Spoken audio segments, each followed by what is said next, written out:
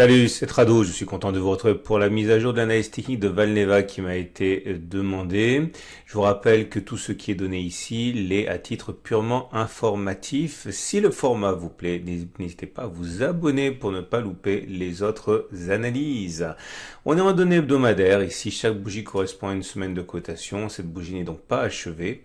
Nous sommes en tendance haussière, nous sommes bien au-dessus de la moyenne mobile à 20 semaines qui monte, bien au-dessus de la moyenne mobile à 50 semaines qui monte, donc la tendance générale est haussière, la tendance de fond est haussière également. Et pour bien faire, la zone de résistance, qui était globalement comprise entre 3,67 et 4,33, a été cassée. Et cette zone qui a été cassée, eh bien, devient théoriquement support, c'est-à-dire que chaque incursion à l'intérieur de cette zone pourrait donner envie aux acheteurs retardataires d'acheter ou ceux qui sont déjà entrés de renforcer.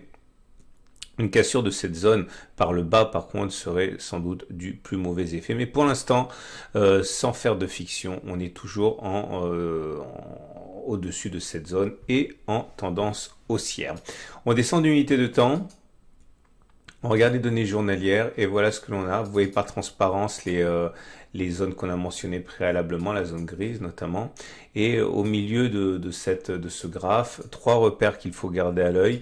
La zone de résistance journalière, ici des 4,53, 4,73, c'est la zone sur laquelle on a buté lors des 4 dernières bougies, 5 même dernières bougies. Cette zone ne sera pas facile à passer. Par contre, un passage au-dessus risque d'entraîner des comportements moutonniers et des achats de la part de tous ceux qui jouent les cassures de résistance. On retrouve cette zone grise, je l'ai dit, et donc une autre zone de support ici à 4,20, 4,25. Pareil, c'était une zone de résistance qui a bloqué les cours depuis mai, et qui a été cassée. Et comme vous pouvez le voir, sa cassure a entraîné une accélération haussière, c'est totalement typique. En deuxième rideau défensif, vous avez la zone de support des 3,6, 3,8 ici. Inutile d'épiloguer sur le fait que cette zone a été régulièrement achetée par les investisseurs. Donc pour faire simple, on voit bien l'intérêt de cette zone comprise globalement entre 4,25 et 3,6. Toute cette zone est une zone de support. Un signe acheteur pourrait entraîner des entrées massives. Surtout que la tendance est toujours haussière. On est au-dessus de la moyenne mobile à 20 jours, au-dessus de la moyenne mobile à 50 jours. La tendance de fond et la tendance générale sont donc haussières. Il faut savoir que les traders aiment bien rentrer sur les niveaux de Fibonacci. Donc si on tire les Fibonacci ainsi, on voit que les différents niveaux qui se dessinent, notamment le niveau des 23,6, le niveau des 38,2, le niveau des 50, des 61,8 sont à surveiller spécifiquement parce que les traders, encore une fois, aiment bien rentrer.